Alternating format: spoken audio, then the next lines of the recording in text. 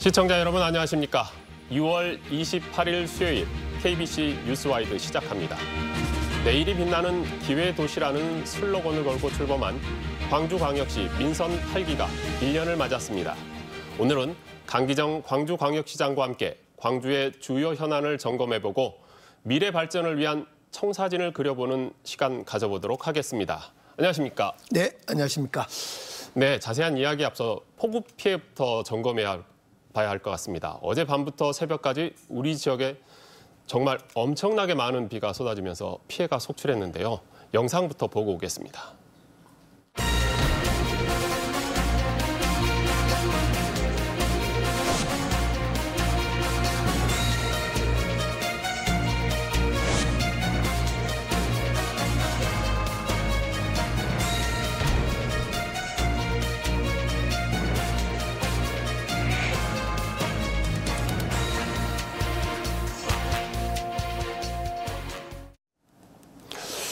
네, 시장님, 방금 영상 보셨지만 어제 밤잠 못 주무셨을 것 같아요. 네, 어제 최대 운암동을 중심으로 365mm 말 그대로 폭우가 쏟아졌습니다. 그런데 다행스럽게 아침 날이 밝자 이 호우특보도 해제하고 저희들이 안전한 생활로 또 돌아왔습니다. 어제 폭우 때문에 동복댐 수위가 무려 68%까지 올라갔습니다. 가뭄을 걱정했던 우리로서는 참으로 또 한편으로는 반가운 비기도 했습니다. 이제 물론 폭우 때문에 풍암동 SK뷰 주변에 옹벽도 무너졌고 또 조선대 정문에 싱크홀도 발생하고 각하 IC 진출입로도 통제된 이런 상황이 있었습니다만은 일정 부분 복구 중이고 또 통행도 재개되고 있는 상황입니다. 그러니까 지금 시장님께서도 말씀하셨지만 저희가 불과 한두 달 전만 해도 재앙급수 이야기를 했었는데 지금은 이제 비 피해를 또 폭우 피해를 걱정하는 상황이 돼버렸잖아요.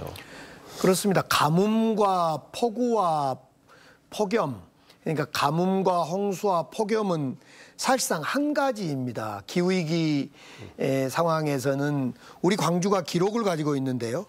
2018년에는 폭염을 36일로 전국 1위를 해본 적이 있습니다.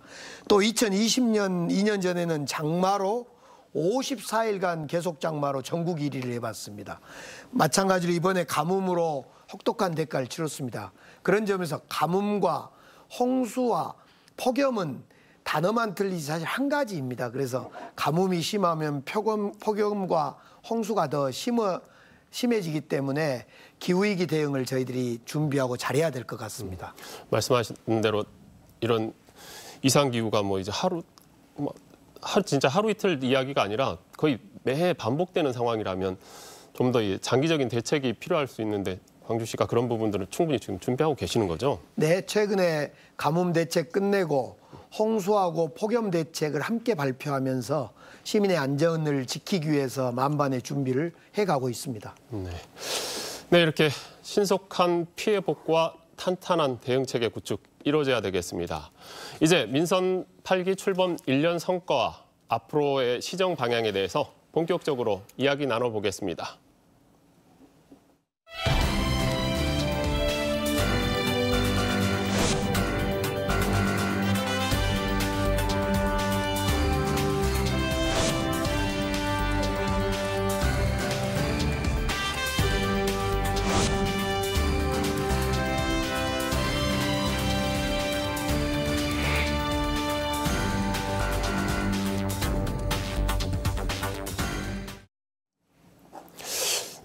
방금 보셨듯이 당선되셨을 때 마스크 쓰고 있었어요. 저희가 코로나 벌써 1년 전에 코로나 심각했었는데 지금은 코로나 그렇게 걱정하지 않는 상황인데 그럼에도 불구하고 지난 1년 우리 강기정 시장님은 어떻게 평가를 하십니까?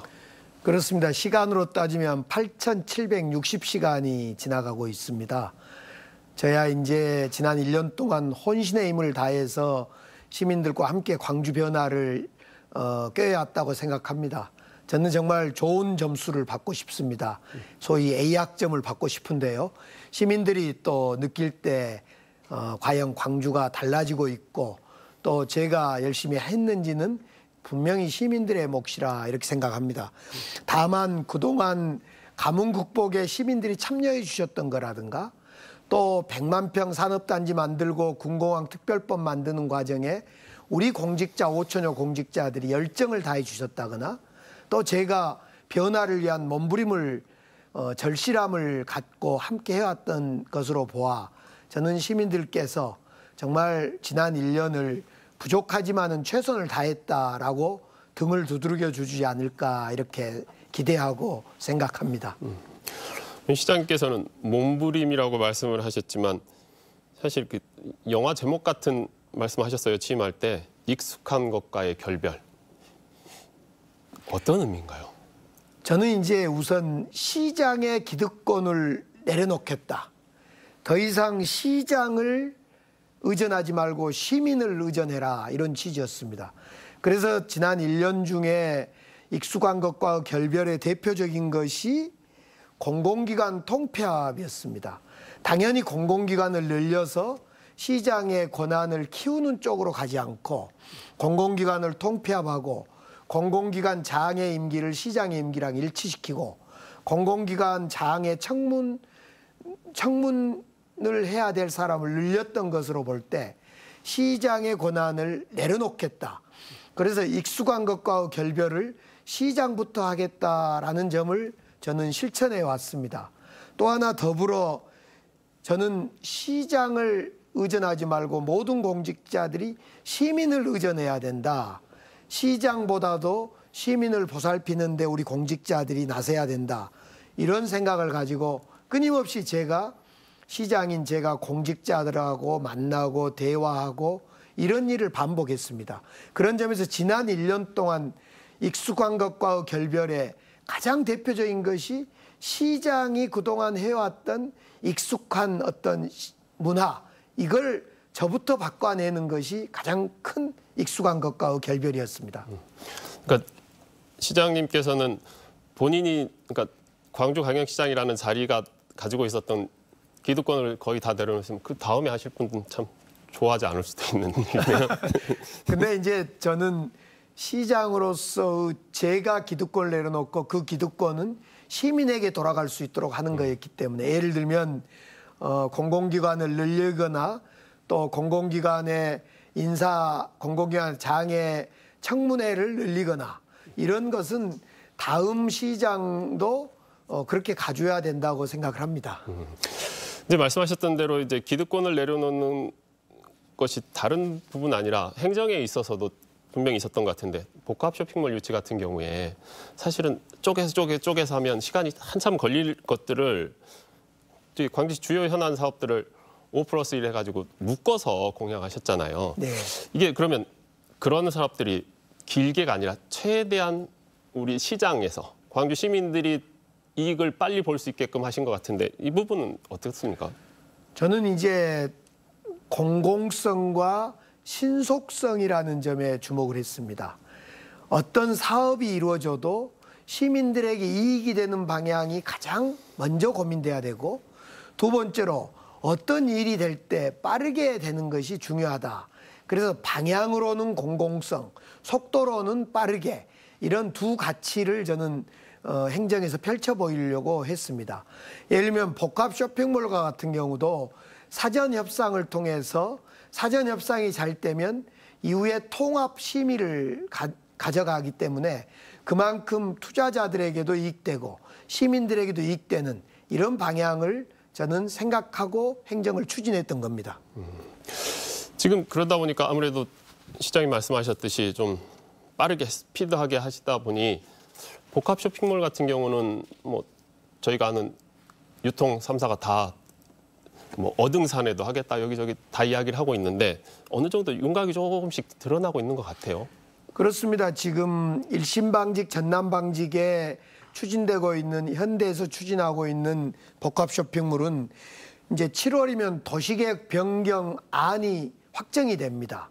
그런 점에서 7월부터 본격화된다 이렇게 말씀드려도 괜찮을 것 같습니다. 이제 현재 남아있는 것은 공공기여를 얼마나 어떻게 할 거냐. 즉, 이 사업을 추진하는 투자자들로부터 광주 시민들이 어떤 것을 얼마나 공공기여로 받아낼 거냐 이것만 결정하면 된다 이런 단계라고 보고 드릴 수 있을 것 같고요. 어등산의 경우는 이제 7월이면 공모를 하게 돼서 그 공모에 응하게 되면 그 응한 업체 중에 한 업체와 사전 협상 대상자를 선정하고 그 업체하고 투자자하고 함께 이제 구체적인 그림을 그려가 볼 수 있을 것 같습니다. 그런 점에서 지금 신세계가 하고 있는 농성동의 백화점 확장 문제라든가 현대가 준비하는 전남방직, 일신방직의 복합 쇼핑몰의 문제라든가 또 광산의 어등산에 준비하고 있는 복합 쇼핑몰 이런 것들은 공공성을 우선에 두면서 빠르게 신속하게 하겠다 이런 생각을 지금 갖고 있고 차질 없이 순항 중이다 이렇게 말씀드립니다. 시장님께서 이제 공공기여 말씀을 해주셨는데 공공기여 그리고 복합 쇼핑몰이 추진하는 과정에서 그 지역 상생 이 부분이 좀 뒤로 가 있지 않냐 하는 걸 걱정하신 분들도 좀 있어요. 전혀 그건 걱정 안 하셔도 될 것 같습니다.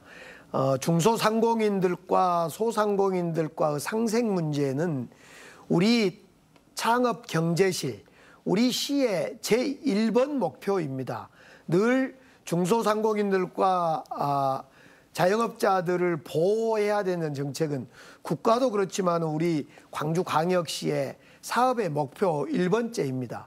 지금 복합 쇼핑몰은 현재는 지구 단위 계획 변경, 즉 복합 쇼핑몰을 할 거냐 안 할 거냐를 논의하고 결정한 단계이기 때문에 지금은 중소자영업자나 상공인들과의 피해 문제를 따질 단계는 지금 아닙니다. 그래서 복합 쇼핑몰 문제가 가닥이 쳐지면 본격적으로 중소상공인들과 이 복합 쇼핑몰에 들어오는 대기업 업체와 어떻게 상생할 건가 문제는 바로 논의를 할 겁니다.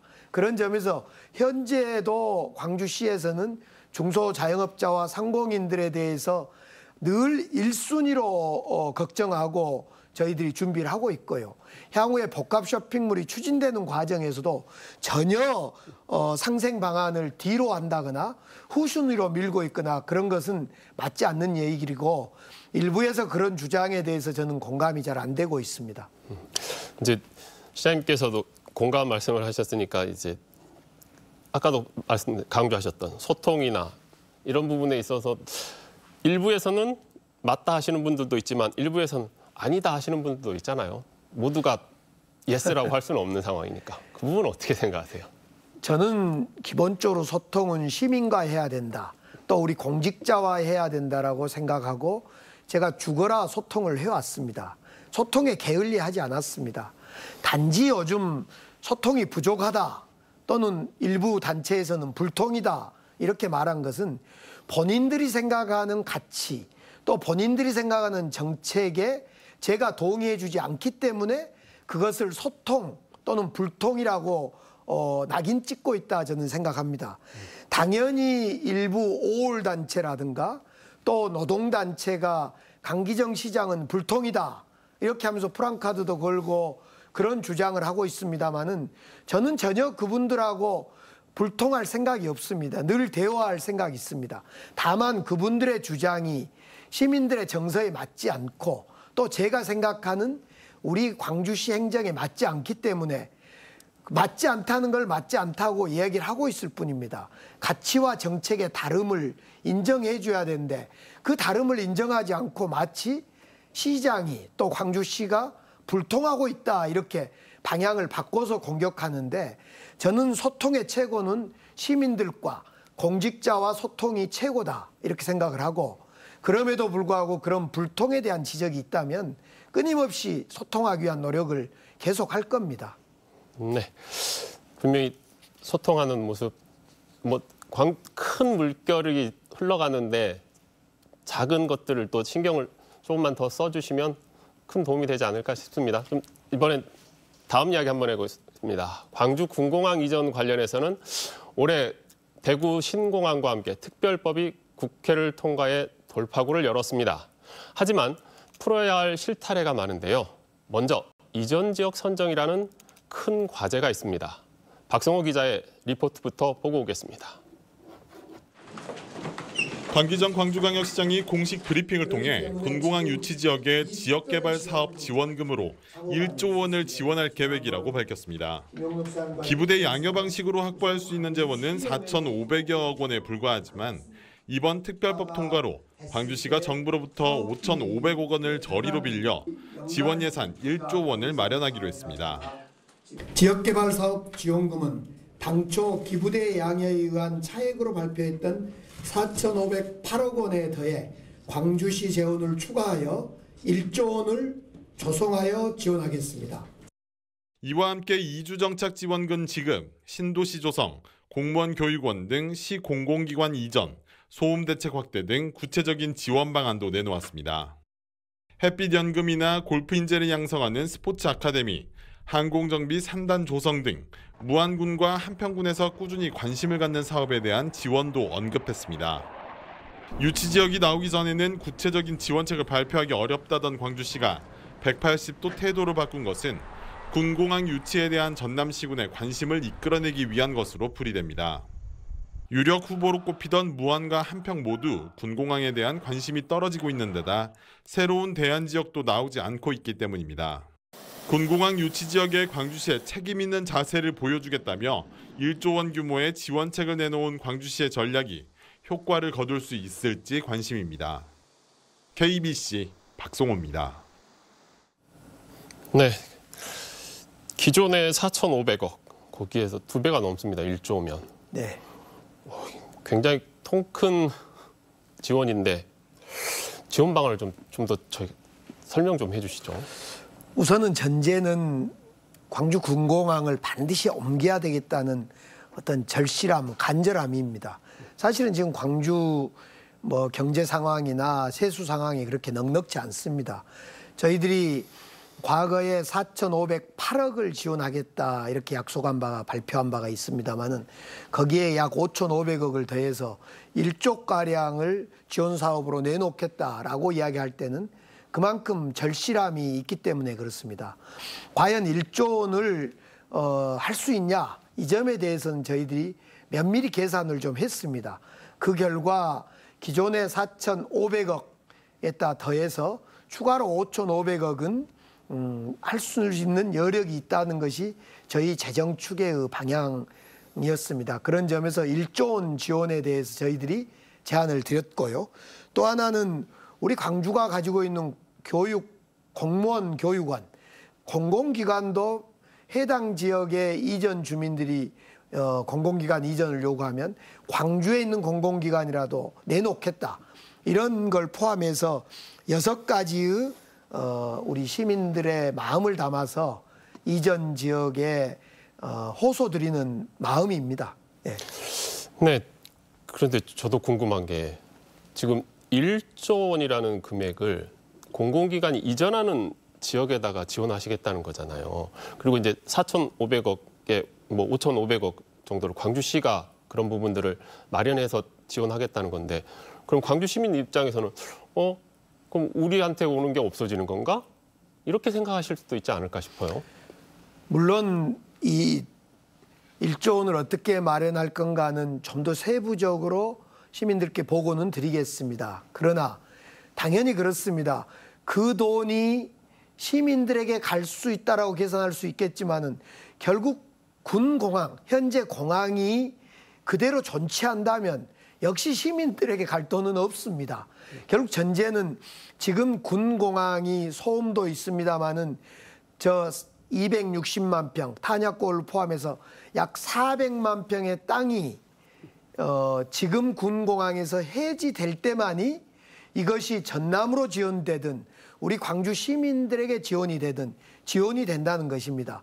그런 점에서 전제는 10원이 지원이 되든 1조가 지원이 되든 전제는 군공항이 이전되는 거로부터 시작된다는 점이 분명합니다. 그러니까 시장님 말씀대로 하면 광주 전남이 저희가 흔히 말하는 상생이라는 입장에서는 광주가 막 그 많은 5천억이 넘는 지원금을 전남에 어디에 주는 게 아니라 서로 그만큼 발전을 위한 이전이고 그만큼 발전을 위한 지원이라 이 말씀이신 거죠? 그렇습니다. 전남은 군공항과 더불어 군공항 주위에 신도시를 만드는 발전이 있고 광주는 지금의 약 300만 평의 땅을 잘 개발해서 또 그로부터 발전이 있고 그래서 윈윈하는 상생의 발전입니다. 지금 특별법 시행령 제정 관련해서 이제 좀 불합리한 조항들을 계속 이야기가 나오더라고요. 저희가 이런 것들 좀 협의가 필요할 것 같은데 어떻게 국방부하고 잘 진행하고 계시나요? 시행령 3조 2항인데요. 사실은 대구하고 광주법이 쌍둥이법으로 같이 통과됐기 때문에 대구하고 광주하고 똑같이 시행령을 담자라는 것이 국방부와 기재부 또 우리 광주시와 대구의 생각입니다.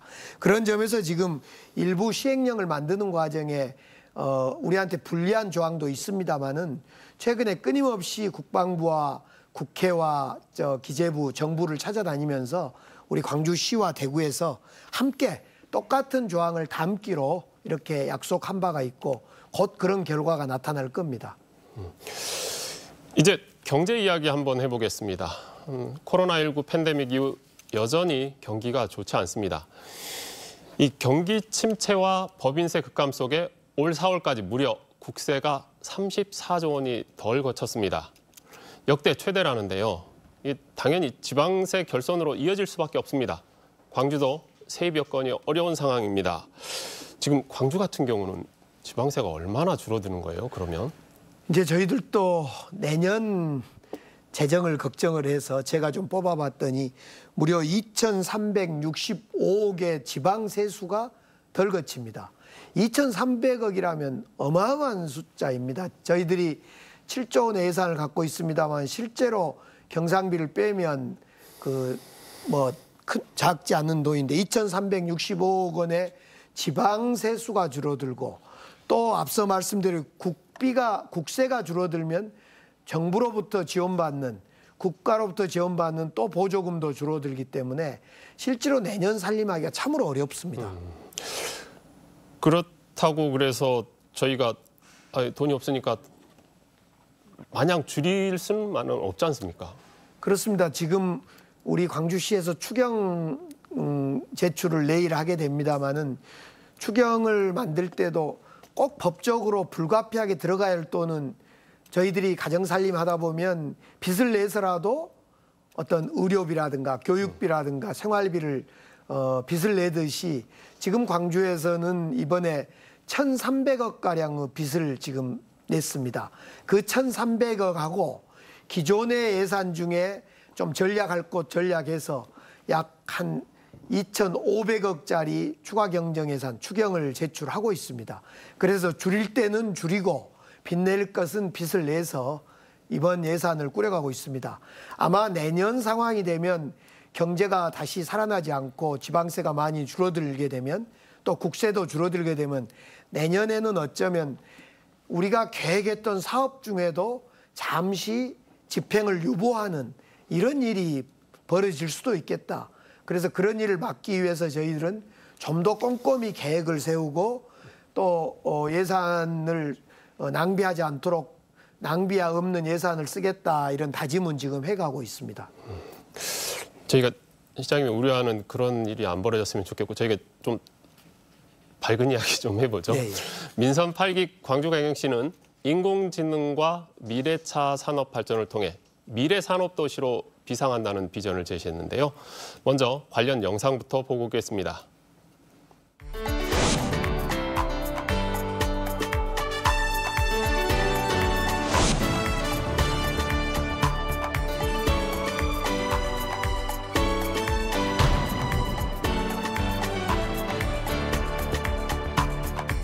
광주가 대한민국 미래차 산업을 선도하고 향후 발생하는 미래차 산업 수요에 선제적으로 대응할 수 있는 튼튼한 기반이 될 것입니다.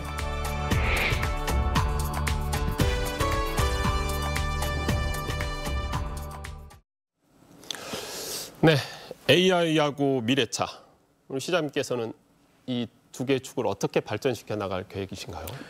이제 AI는 성과가 많이 나서 이번 올해 10월 또는 11월에 국가 AI 데이터 센터를 문을 열게 됩니다. 아마 그 자리에는 대통령도 오셔야 된다고 생각하는데요. 오늘만 하더라도 AI 데이터 센터가 지어진다는 소식이 전국에 또 전 세계에 나가면서 글로벌 기업도 모여들고 있고, 오늘도 제가 7개의 AI 기업하고 협약서를 맺고 왔습니다. 그 기업들은 광주 밖에 타지에 있는 기업들인데 광주로 본사를 이전하겠다, 투자를 하겠다, 이렇게 요구를 해오고 있습니다. 그래서 AI 산업은 국가 AI 데이터 센터를 오픈하면서 발전시켜 가서 명실상부한 광주가 AI 중심 도시가 되도록 하겠습니다. 미래차는 최근에 14년 만에 100만 평 미래차 산업단지를 지정받았습니다. 정부로부터. 저기 광산과 한평 근처에 있는 빅그린 산단 옆에 있는 100만 평, 102만 평의 산업단지입니다. 광주가 산업단지가 부족한데 이 102만 평의 산업단지를 통해서 여기에다가 미래차, 소재, 부품, 장비, 소부장 산업을 장착시키고 발전시킬 겁니다. 그래서 광주에 지금 2개의 조립식 공장, 기아자동차와 CGM, 이 2개의 조립 완성차 공장에다가 소부장, 부품 공장을 결합시켜서 명실상부한 미래차의 중심 도시로 광주를 만들어 가도록 하겠습니다. 네. 시장님께서 오늘 AI 관련 기업 7개하고 저기 업무 협약하셨다고 하는데, 이렇게 계속 오면 저희가 AI 관련한 집적단지도 빨리 좀 1단계가 내년에 끝나나요? 네. 네, 그러면 2단계까지 빨리빨리 좀 추진이 돼야 되지 싶은데요, 벌써. 그렇습니다. 1단계가 내년에 종료될 걸 준비해서 올해 사실은 국비 예산을 받아서 2단계 용역 계획을 준비하고 있습니다. 이걸 과기부에서 기획을 하고 있습니다. 그래서 2단계가 기획이 되면 역시 2단계 사업이 내년 이후부터 곧바로 추진되게 됩니다. 결국 AI 1단계 사업은 국가 AI 데이터 센터를 만들고 실증동을 만들고 이런 인프라를 구축한 단계라면, 2단계는 이제 기업이 실제로 그런 인프라를 가지고 실증을 해보고 기업이 광주로 와서 실증해보고 확인해보는 이런 과정입니다. 그래서 1단계에 기반해서 기업들이 몰려들고 그 기업들이 2단계 사업을 할 수 있도록 정부와 지금 계속 협의하고 있습니다. 아마 광주가 명실상부한 AI 중심 도시로 발돋움하는 데는 분명히 발돋움할 거라고 생각합니다. 이제 그 미래차 산단 이야기를 해주셨는데, 사실 저희가 빅그린 산단 같은 경우 이미 뭐 거의 포화 상태여가지고 더 많은 걸 땅을 원하는 기업들이 많다고 들었는데, 미래차 산단이 바로 그 옆에 들어선다고 하면 아무래도 숨통이 많이 트이겠죠?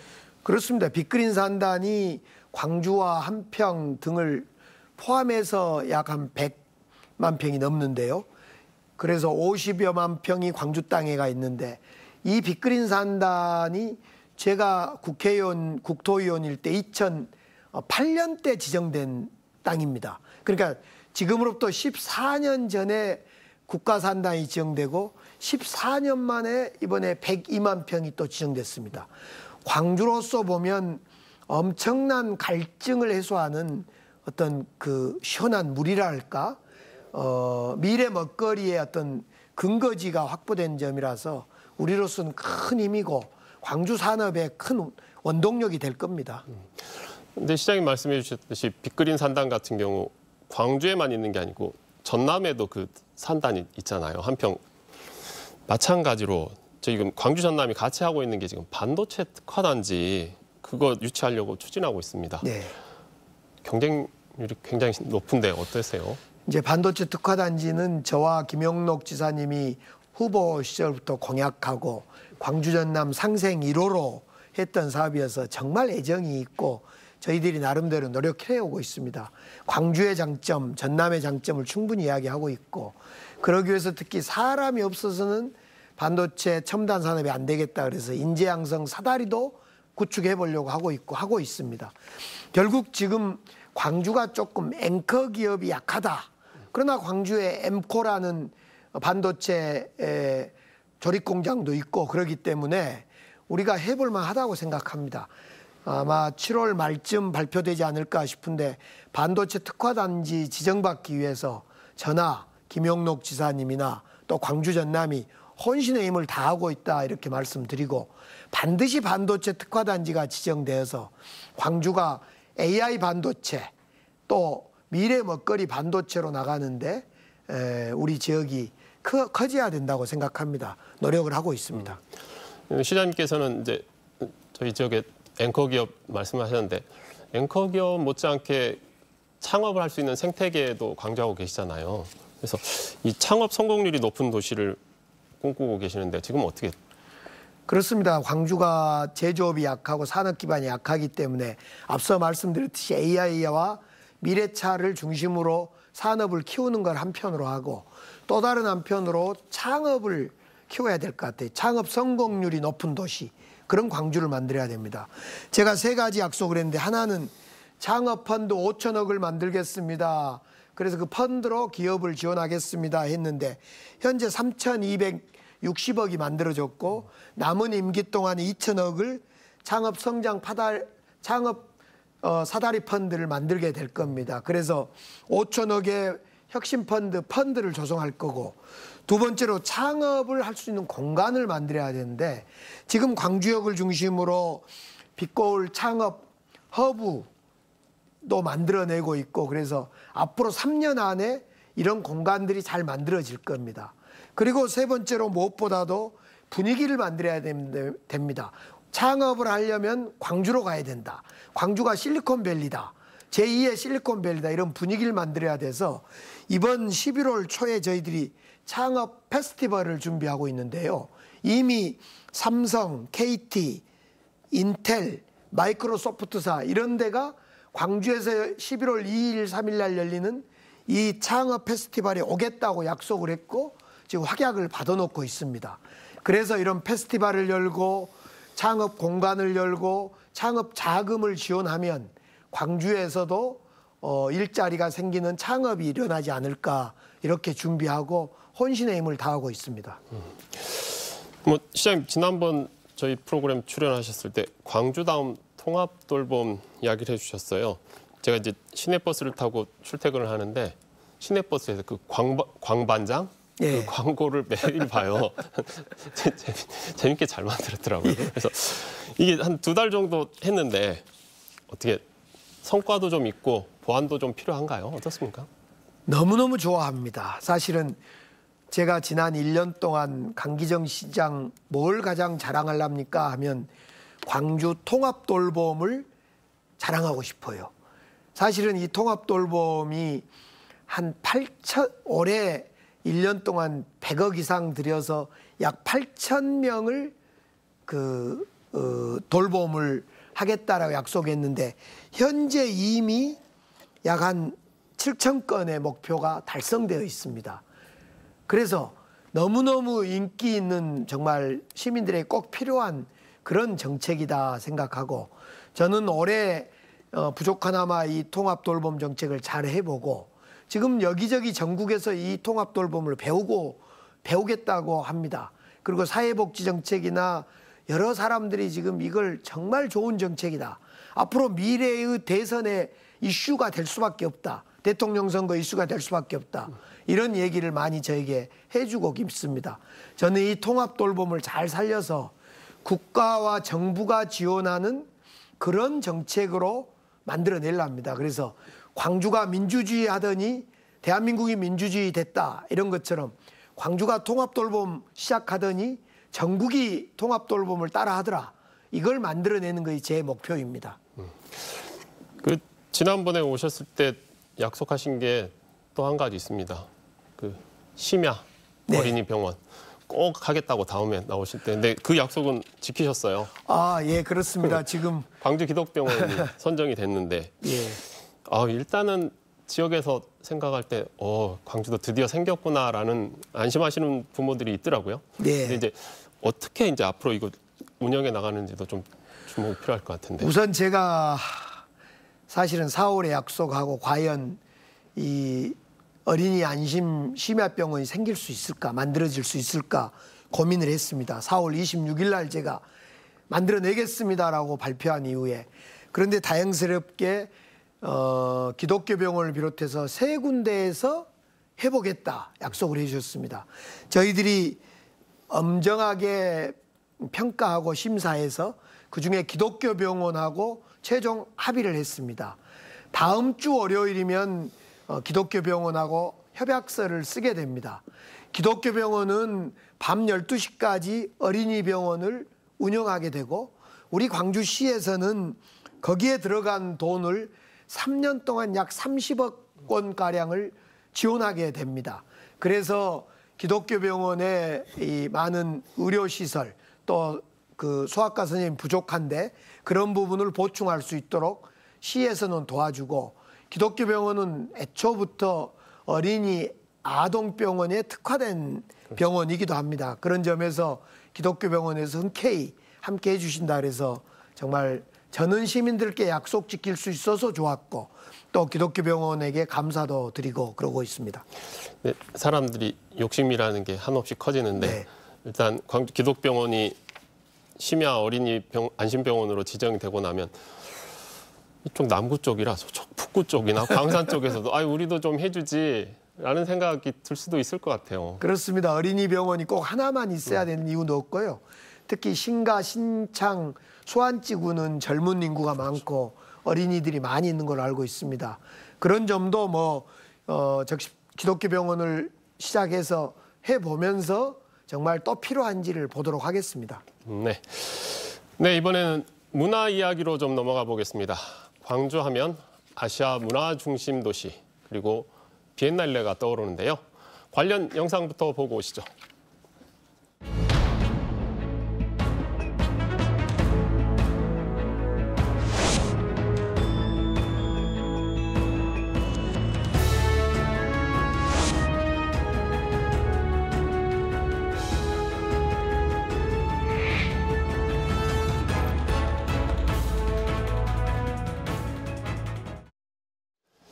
네, 제14회 광주 비엔날레 물처럼 부드럽고 여리게.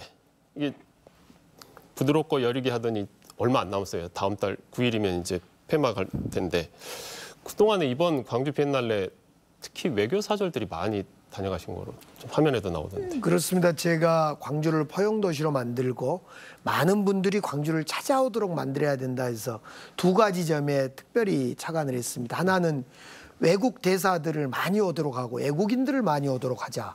그래서 9개 국가관도 만들어서 대사나 많은 문화 관계자들이 오셨고 따로 제가 7개 또 대사 배우자들을 또 모셔서 함께 그 광주를 비엔날레를 소개할 수 있었게 됐고요. 그래서 외국 대사와 외국인들이 많이 오도록 해서 광주를 글로벌 사회 속에 정말 풍덩 빠쳐놓자 이런 생각이었고 그 덕이었는지 내년 비엔날레 15회 때는 올해 9개 나라가 했던 파빌리온을 지금 예약 기준으로 보면 23개 나라가 하겠다고 합니다. 그만큼 우리 광주가 글로벌 사회에 알려지게 되고 그렇게 알려진다는 것은 우리의 수출품도 많이 팔리게 되고 우리의 관광객도 많이 오게 되는 그런 장점이 있다 저는 그렇게 생각해 봅니다. 또 하나는 이번에 이제 문재인 전 대통령님, 김정숙 여사님을 제가 모셨는데 김건희 여사님도 사실은 모셔서 함께 비엔날레를 관람할 수 있었습니다. 제 마지막 욕심은 권양숙 여사님도 모실까 싶습니다. 그래서 역대 대통령 배우자들을 다 모셔보는 그런 걸 통해서 정말 광주 비엔날레를 좀 모든 시민들과 대한민국 사람 더 나아가서 글로벌 사회에서 국제사회에서 인지도를 높이고 찾는 그런 미술 전시회로 가져가 보고 싶습니다. 그러니까 저희가 K-팝 중심으로 해서 한류 이야기를 합니다만 이제 문화 쪽에서도 K-컬처라는 부분에서 분명히 광주 비엔날레가 가진 장점들이 있기 때문에 문화 외교의 방법으로도 충분히 활용이 가능하지 싶습니다. 그렇습니다. 저는 가만히 광주시에 앉아서 외국에 있는 대사 또는 부대사 또는 문화원장 등을 만나면서 광주가 갖고 있는 노래면 노래, 그림이면 그림, 이런 미술, 문화 중심 도시를 꿈꾸는 광주의 상품을 팔 수가 있어서 너무 기분도 좋고, 정말 저는 돈 한 푼 안 들으면서 가만히 앉아서 그분들을 맞이해주고 말 상대해주면 우리 광주를 팔 수 있고 알릴 수 있어서 너무 좋았습니다. 근데 이제 말씀하신 대로 그런 기회가 있어서 너무 좋다 하셨는데, 비엔날레는 다음 달 9일이면 끝나지만 저희가 10월, 9월부터 또 광주 디자인 비엔날레가 또 시작합니다. 네. 여기는 어떻게 지금 준비하고 계시나요? 이제 디자인 비엔날레도 역시 다음 9월 7일부터 11월 7일까지 2달 동안 디자인을 만나다라는 주제입니다. 이제 비엔날레는 미술 비엔날레고, 이 디자인 비엔날레는 생활 속에 우리가 컵을 디자인하거나 의자를 디자인하거나 생활품을 디자인하는 그런 비엔날레이기 때문에 좀 결을 달려야 합니다만은, 그러나 이 디자인 비엔날레도 재밌습니다. 그런 만큼 이 지금 열리고 있는 정말 아트 비엔날레뿐만 아니라 이 디자인 비엔날레도 시민들이 많이 사랑해 주시면 좋겠다 싶습니다. 이 디자인 비엔날레도 많은 분들이 올 것이라고 생각합니다.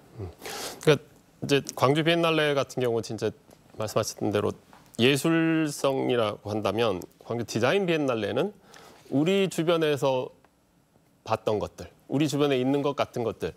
그래서 사실 디자인 비엔날레 같은 경우에는 그 레거시 문제를 많이 이야기를 하시더라고요. 관련자들이. 이게 끝나고 나서 광주 어딘가에 이런 디자인들이 계속 남아서 네. 다음에 왔을 때 지난번 디자인 비엔날레에 그것들이 남겨져 있으면 그런 거를 찾아다니면서 보는 재미도 쏠쏠하겠다라고 지적하시는 분들도 있더라고요. 예, 그래서 저희들이 이제 우선은 그런 비엔날레 작품들을 다 영상으로 담고 아카이빙은 하고 있습니다. 더 나아가서 이제 디자인 비엔날레는 실용성을 많이 따지고 있기 때문에 미술을 지향한다거나 디자인을 지향한 사람들이, 학생들도 많이 공부하러 오고 또 그걸 따라서 더 창조적으로 배우기도 하고 그렇습니다. 그런 점에서 아트 지금 열리고 있는 광주 비엔날레와 또 9월 7일부터 열리는 디자인 비엔날레 모두 우리 광주로서는 정말 좋은, 정말 광주를 키우고 특히 광주의 젊은이들에게 꿈과 자기의 창의성과 창조성을 높이는 데 소중한 공간이다. 그래서 광주시에서 돈은 들지만은 적극적으로 하고 있는 행사입니다. 예. 저희가 잘 아는 이제 광주 같은 경우 광주 문화예술회관이 있는데, 이 2년 걸쳐서 리모델링을 끝내고 지금 광주 예술의 전당으로 재개관을 했습니다. 시장 다녀오셨죠? 그렇습니다. 예술의 전당으로 이름도 바꿨을 뿐만 아니라 그곳에는 새롭게 단장된 곳에서 이번에 장한나 심포니도 함께 열리면서 정말 광주의 이 문화예술을 한껏 키우는 그런 공간이 되었습니다. 이곳에 그래서 이름을 문화예술회관 이러다가 좀 더 품격을 가지면 좋겠다 해서 그동안 문화예술회관이라고 불리는 것도 정겹습니다마는 예술의 전당 이렇게 바꾸면서 그 의자 하나하나에는 지금 고향사랑 기부금으로 들어오는 기부금을 낸 분들의 이름을 붙여주는 네이밍 도네이션이라는 이벤트도 함께 벌어지고 있습니다. 정말 이 예전의 문화예술회관, 지금의 예술의 전당이 시민들의 문화예술의 품격을 높이고 문화예술에 향유할 수 있는 공간으로 더 잘 갖고 나가도록 하겠습니다. 네. 마지막으로 시장님, 우리 광주 시민들에게 마지막 인사 좀 부탁드리겠습니다. 네, 시민 여러분 감사합니다. 1년 동안 시민 여러분들이 참여해 주셔서 가뭄도 극복했습니다. 또 광주의 지금 변화는요, 얼마 전에 제가 우리 역대 시장님들 모셔놓고 그런 말씀 드렸습니다만, 우리 시민들이 참여하고 역대 시장님들이 함께 해온 결과물입니다. 그래서 지금의 광주의 모습이 좋아도 시민 덕분이고, 지금의 광주의 모습이 조금 안 좋게 불편하게 보이더라도 우리 시장이 또 시민들의 뜻을 잘 받들어서 고쳐 나가도록 하겠습니다.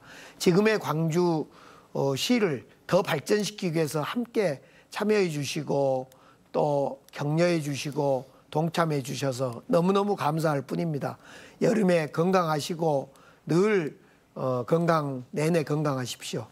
네, 강기정 광주광역시장과의 이야기는 여기까지 나누겠습니다. 오늘 바쁘신 중에 나오셔서 대단히 감사합니다.